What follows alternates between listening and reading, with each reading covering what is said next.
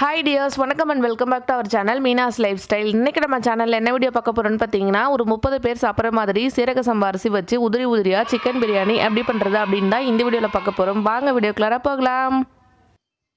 First வந்து நம்ம பிரியாணி செய்யறதுக்கு ஒரு பிரியாணி குண்டா அடுப்புல வச்சிரலாம். அடுப்பு முதல்ல பத்த வச்சுக்கணும். சரி விடுங்க, கோவப்படாதீங்க. அடுப்பு பற்ற வைக்கிறதுன்னு சொன்னேன் அப்படின்னா கரெக்டாக இருக்கும் அப்படின்றதுக்காக நான் அதுலேருந்து ஸ்டார்ட் பண்ணுறேன். அடுத்ததாக வந்து ஒரு பிரியாணி குண்டா அடுப்பில் வச்சுக்கோங்க. வச்சதுக்கப்புறமா 1 லிட்டர் அளவு சன்ஃப்ளவர் ஆயில் சேர்த்துக்கிறேன். இதில் வந்து 1/4 லிட்டர் அளவு நெய் சேர்த்துக்கிறேன். இது ரெண்டும் சேர்த்ததுக்கப்புறமா ரெண்டும் வந்து நல்லா சூடாகணும். சூடானதுக்கப்புறமா பட்டை, கிராம்பு, ஏலக்காய் இதெல்லாம் சேர்த்துக்கலாம்.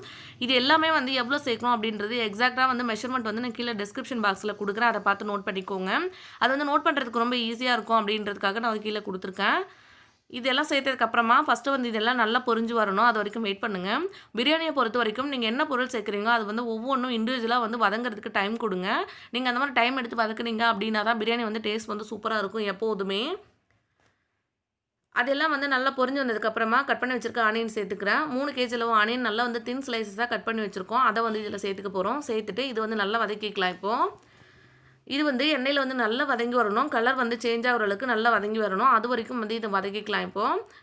அடுத்தது வந்து இது சேர்த்துட்டு பாருங்கள், ஒரு கரண்டி வச்சுட்டு கண்டினியூஸாக கிண்டி விட்டுக்கோங்க. நாங்கள் வந்து 30 பேருக்கு இன்றைக்கி சிக்கன் பிரியாணி எதுக்கு பண்ணுறோம் அப்படின்னு பார்த்தீங்கன்னா, எங்கள் அண்ணாவோட பொண்ணுக்கு வந்து பிறந்த நாள். அதனால் வந்து நாங்கள் செஞ்சிட்ருக்கோம்.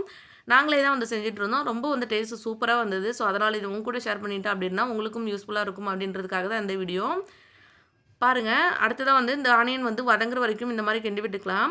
நீங்கள் வந்து கரண்டி வச்சு வந்து இதே மாதிரி கிண்டி விட்டுட்டு இருக்கணும் அப்படின்னு எந்த அவசியமும் கிடையாது. ஆனியன் சேர்த்ததுக்கப்புறமா கொஞ்சம் நேரம் வந்து வதக்கி விட்டுட்டு அப்படியே விட்டுறலாம்.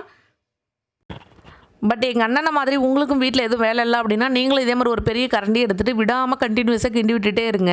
ஏன்னா அவனுக்கு வந்து வீட்டில் எதுவும் வேலை இல்லை, அதனால் வந்து கரண்டி எடுத்துகிட்டு இது மாதிரி கண்டினியூஸாக கிண்டி விட்டுட்டே இருக்கான். எங்கள் சைஸுக்கு தகுந்த மாதிரி ஆளுக்கு ஒரு கரண்டி எடுத்து வந்து பாருங்கள். ஆளுக்கு வந்து 5 நிமிஷம் கிண்டி விட்றோம். ஏன்னா எங்களுக்கு வந்து வேறு எதுவும் வேலை இல்லை, அதனால் வந்து இந்த மாதிரி கிண்டி விட்டுட்ருக்கோம். இப்போ இது வந்து நல்லா வதங்கட்டும். நம்ம மட்டும் சும்மா இருக்கலாமா, நம்மளுடைய பங்களிப்பு இதில் இருக்கணும் இல்லையா? அதனால் போய்ட்டு என்னுடைய சைஸுக்கு நானும் ஒரு கரண்டி எடுத்துகிட்டு வந்து நானும் இதை வந்து அப்படியே கண்டினியூஸாக கிண்டி விட்டுக்கிறேன். யார் கிண்டி விட்டாலும் பரவாயில்ல, இது ஜஸ்ட்டு ஃபன்னுக்கு தான். கிண்டி விட்டதுக்கப்புறமா இது ஒரு மூடி போட்டு விட்டுடலாம். வெங்காயம் வந்து நல்லா வதங்கி வரணும். வதங்கி வந்ததுக்கப்புறமா தான் வந்து அடுத்தடுத்து மசாலா வந்து சேர்க்கணும். இது வந்து வதங்கினதுக்கப்புறமா வந்து நான் காமிக்கிறேன். நான் சொன்ன மாதிரி இன்றைக்கி வந்து பிறந்த நாளுக்கு தான் வந்து நாங்கள் வந்து 30 பேருக்கு வந்து பிரியாணி செஞ்சிட்ருக்கோம். இது வந்து சரியாக இருந்தது. நாங்கள் வந்து 5 kg வந்து அரிசியும் 5 kg வந்து சிக்கனும் சேர்த்தோம். இது வந்து 30 பேர் சாப்பிட்றதுக்கு கரெக்டாக இருக்கும். பெரியவங்க சாப்பிட்றதுக்கு கரெக்டாக இருக்கும். 1 கிலோ அரிசி பார்த்திங்கன்னா 6 பேர் அளவு பெரியவங்களாக இருந்தால் சாப்பிட்லாம். இல்லை சின்ன பசங்களாக இருந்தாங்க அப்படின்னா 10 பேர் வரைக்கும் கூட சாப்பிட்லாம். அதனால் வந்து நாங்கள் 5 kg வந்து சேர்த்து செஞ்சிட்ருக்கோம். பாருங்கள், ஓரளவுக்கு வதங்கினதுக்கப்புறமா இதை நான் மூடி போட்டு விட்டுறேன். இன்றைக்கி எப்படி செய்ய போகிறோம் அப்படின்னு பார்த்தீங்கன்னா, தனியாக வந்து ரைஸ் வந்து வேக வச்சு அதில் வந்து சேர்க்க போகிறோம். பாதி அளவு வந்து ரைஸ் லைட்டாக வேக வச்சுட்டு அதுக்கப்புறமா சேர்த்தோம் அப்படின்னா லைட்டாக தம் மட்டும் போட்டு அப்படியே இறக்கிடலாம். அந்த மெத்தடில் தான் இன்றைக்கி செய்ய போகிறோம். நாங்கள் வந்து இன்றைக்கி சீரக சம்பா அரிசி எடுத்துருக்கோம் 5 கிலோ அளவுக்கு. தண்ணி வந்து சூடானதுக்கப்புறமா பட்டை, கிராம்பு அதெல்லாம் வந்து கொஞ்சம் அதில் சேர்த்துருக்கேன். நான் சாதத்தில் ஃப்ளேவர் இருக்கணும் அப்படின்றதுக்காக சேர்த்ததுக்கப்புறமா அரிசி வந்து இதில் சேர்த்துக்கிறேன். 5 கிலோ அரிசியும் சேர்த்ததுக்கப்புறமா ஒரு தடவை மிக்ஸ் பண்ணிவிட்டு மூடி போட்டு விட்டுறலாம்.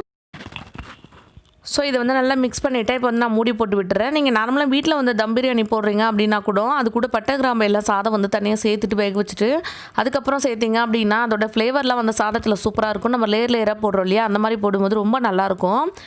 இப்போ வந்து அரிசி எல்லாமே இதில் சேர்த்துட்டோம். அரிசி வந்து சேர்த்ததுக்கப்புறமா ஒரு தடவை மிக்ஸ் பண்ணி விட்டுறேன்.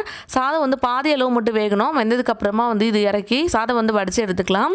அதுக்குள்ளே வந்து இந்த சைடு வந்து மசாலா எல்லாம் நம்ம ரெடி பண்ணிடணும். ஆனியன் பார்த்திங்கன்னா இப்போ ஓரளவுக்கு நல்லா வதங்கி வந்துருச்சு. அடுத்ததாக வந்து தக்காளி சேர்த்துக்கிறேன். தக்காளி வந்து பார்த்திங்கன்னா 1.5 கிலோ அளவு தக்காளி சேர்த்துருக்கோம். நீங்கள் எப்போவுமே வந்து பிரியாணி செய்கிறதுக்கு பாதி அளவு வந்து தக்காளி எடுத்துக்கணும். வெங்காயத்துக்கு பாதி அளவு தக்காளி எடுத்துக்கோங்க. நான் வந்து 3 கிலோ அளவுக்கு வந்து வெங்காயம் எடுத்திருந்தேன். அதுக்கு வந்து 1.5 கிலோ அளவுக்கு நான் அந்த தக்காளி எடுத்திருக்கேன். தக்காளி கம்மியாகவும் வெங்காயம் வந்து அதிகமாகவும் சேர்த்திங்க அப்படின்னா தான் அது வந்து பிரியாணி டேஸ்ட் வரும். அதுக்கப்புறமா தக்காளி வந்து கொஞ்சம் உப்பு சேர்த்து நல்லா வதக்கிக்கோங்க. நல்லா வதங்கினதுக்கப்புறமா எடுத்து வச்சுருக்க 5 கிலோ சிக்கனும் சேர்த்துட்டு இதையும் ஒரு தடவை நல்லா மிக்ஸ் பண்ணி விட்டுறலாம். இப்போ வந்து சிக்கன்லேருந்து தண்ணி விடும். தண்ணி விட்டு இது வந்து நல்லா வெந்து வரணும். இது கூட சேர்த்துட்டு நல்லா வந்து மிக்ஸ் பண்ணி விட்டுட்டு இது வந்து மூடி போட்டு வச்சிடலாம். இப்போது இந்த மசாலா எல்லாமே வந்து இதில் நல்லா இறங்கணும். அந்தளவுக்கு வந்து இது மிக்ஸ் பண்ணிக்கோங்க. இன்னொரு விஷயம் வந்து நான் சொல்ல மறந்துட்டேன். இந்த சிக்கன்லேயே பார்த்திங்கன்னா வந்து நல்லா மேரினேட் பண்ணி வச்சு தான் சேர்க்குறேன். சிக்கன் வந்து மேரினேட் பண்ணாமல் சேர்த்தோம் அப்படின்னா சிக்கன் வந்து தனித்தனியாகவும் நம்மளுக்கு வந்து சாதம் வந்து தனியாகவும் தெரியும். அந்த சிக்கனில் வந்து டேஸ்ட்டே இல்லைன்னு சொல்லுவோம்ல, அந்த மாதிரி இருக்கும். அதனால் வந்து நீங்கள் சிக்கன்லேயே வந்து ஒரு 2 கரண்டி அளவுக்கு நான் தயிர் சேர்த்துருக்கேன். அப்புறம் கொஞ்சமாக வந்து கரம் மசாலா, கொஞ்சமாக வந்து வெறும் மிளகாத்தூள் இதெல்லாம் சேர்த்துட்டு மிக்ஸ் பண்ணி வச்சுருந்தேன். அந்த மிக்ஸ் பண்ணி வச்ச சிக்கன் தான் வந்து இதில் சேர்த்துக்கிறேன் நான். இதெல்லாம் பார்த்து காண்டாவாதீங்க. நான் அந்த குண்டானுக்கு போட வேண்டிய மூடி எடுத்துகிட்டு வந்து இதில் போட்டுட்டேன். அதுக்கப்புறமா பார்த்தீங்கன்னா மசாலா வந்து சேர்க்கணும் இல்லையா, நான் மசாலா எல்லாம் ஃபஸ்ட்டு எடுத்துக்கிறேன். நீங்கள் வந்து என்னென்ன மசாலா சேர்க்க போகிறீங்களோ ஃபஸ்ட்டே வந்து இந்த மாதிரி ஒரு கிண்ணத்தில் எடுத்துக்கோங்க. அந்த மாதிரி வந்து கீழே எடுத்துக்கிட்டிங்க அப்படின்னா வந்து போடும்போது ரொம்ப ஈஸியாக இருக்கும். நம்மளுக்குமே வந்து மெஷர்மெண்ட் வந்து மாறாது. நம்ம டேரெக்டாக வந்து சேர்க்கும் போது பார்த்திங்கன்னா அதிகமாக சேர்த்துருவோம், இல்லை கம்மியாக சேர்த்துருவோம். ஃபஸ்ட்டே வந்து ஒரு பிளேட்டில் நம்மளுக்கு தேவையான மசாலா எல்லாம் நான் கொட்டி எடுத்துக்கிறேன். பாருங்கள், நான் மசாலா எல்லாத்தையும் வந்து கொட்டி எடுத்துட்டேன். சிக்கனும் பார்த்திங்கன்னா எனக்கு ஓரளவுக்கு நல்லா வெந்துருச்சு. வெந்ததுக்கப்புறமா நம்ம எடுத்து வச்சுருக்க மசாலா எல்லாம் இதில் சேர்த்துக்கலாம். இந்த மசாலா எல்லாம் எவ்வளோ சேர்க்கணும் அப்படின்றது கீழே டிஸ்கிரிப்ஷன் பாக்ஸில் இருக்குது, அதை வந்து செக் பண்ணிக்கோங்க நீங்கள். அவ்வளோதான், மசாலா எல்லாம் சேர்த்ததுக்கப்புறமா இது வந்து இப்போ நல்லா கிண்டி விட்டுற போகிறோம். இந்த ஸ்டேஜில் பார்த்திங்கன்னா நல்லா ஸ்பைஸியாக சூப்பராக இருக்கும். கூடவே கொஞ்சமாக உப்பு சேர்த்துட்டு நல்லா வதக்கிக்கலாம். இப்படியும் வந்து சாப்பிட்லாம், டேஸ்ட் வந்து சூப்பராக இருக்கும். பட் வந்து பிரியாணி செய்கிறோம் அப்படின்னு சொல்லிட்டோமே அப்படின்றதுக்காக இதில் வந்து ரைஸ் சேர்க்கலாம்னு சொல்லி வெயிட் பண்ணிகிட்டு இருக்கோம்.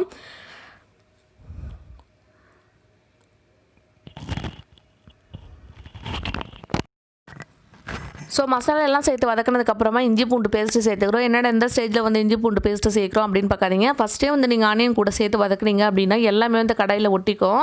இந்த ஸ்டேஜில் சேர்த்திங்க அப்படின்னா சிக்கன்லேயும் வந்து இந்த ஃப்ளேவர் இறங்கி ரொம்ப சூப்பராக இருக்கும். நீங்கள் இந்த மாதிரி ட்ரை பண்ணி பாருங்கள். இஞ்சி பூண்டு பேஸ்ட் வந்து சேர்த்துட்டு ஒரு தடவை வந்து நல்லா மிக்ஸ் பண்ணிக்கிறோம். பார்க்குறதுக்கு பாருங்கள் நல்லா சூப்பராக இருக்குது. எண்ணெய் எல்லாம் பிரிஞ்சு இந்தளவுக்கு வந்து சூப்பராக வரணும். இது வரைக்கும் வந்து சிக்கனை வந்து நீங்கள் நல்லா வதக்கிக்கணும். இப்போ வதக்கி விட்டாச்சு. இப்போ ஃபைனலாக வந்து புதினா மல்லியும் சேர்த்துட்டு ஒரு தடவை மிக்ஸ் பண்ணிவிட்டு லாஸ்ட்டாக வந்து வாட்டர் சேர்த்துக்கிறோம். வாட்டர் வந்து எவ்வளோ சேர்க்குறோம் அப்படின்னு பார்த்தீங்கன்னா, நாங்கள் லிட்டர் படியில் வந்து 5 படி வந்து அரிசி எடுத்துருக்கோம். அப்போ வந்து 10 படி சேர்த்துருக்கணும். ஸோ அதனால் நாங்கள் 10 படி சேர்க்காமல் சாதம் வச்சுட்டு ஃபஸ்ட்டே வேக வச்சுட்டோம் அப்படின்றதுக்காக 8 படி மட்டும் சேர்த்துக்கிறோம். சேர்த்துட்டு இதை வந்து ஒரு தடவை மிக்ஸ் பண்ணிக்கலாம்.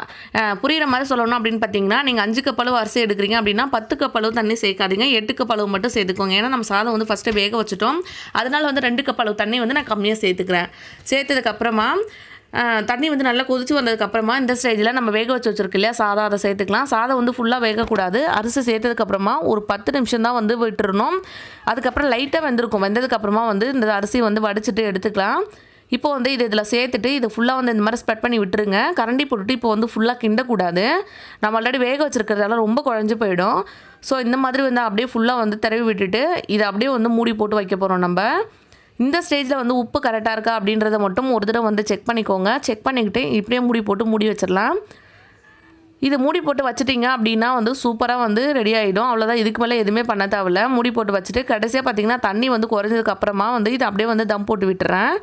இது வந்து ரெடி ஆகிடுச்சு. அடுத்ததான் வந்து நாங்கள் மட்டன் குருமா பண்ண போகிறோம். அதோட ரெசிபி வந்து நான் தனியாக முடிஞ்சால் ஷேர் பண்ணுறேன். தம் போட்டுட்டு எடுத்துட்டிங்க அப்படின்னா பாருங்கள் சூப்பராக வந்து பிரியாணி ரெடி ஆகிடும். ஒரு 10 நிமிஷம் தம் போட்டுட்டு எடுத்துடலாம். ரொம்ப சூப்பராக உதிரியான பிரியாணி ரெடி ஆகிடுச்சு. உங்கள் எல்லாருக்கும் இந்த வீடியோ வந்து ரொம்ப பிடிச்சிருக்குன்னு நினைக்கிறேன். உங்களுக்கு இந்த வீடியோ பிடிச்சிருந்தது அப்படின்னா மறக்காமல் வந்து லைக் பண்ணிவிடுங்க. உங்கள் ஃப்ரெண்ட்ஸுக்கும் வந்து ஷேர் பண்ணிக்கோங்க. அடுத்த ஒரு வீடியோவில் பார்க்கலாம். அது வரைக்கும் தேங்க்யூ, பை.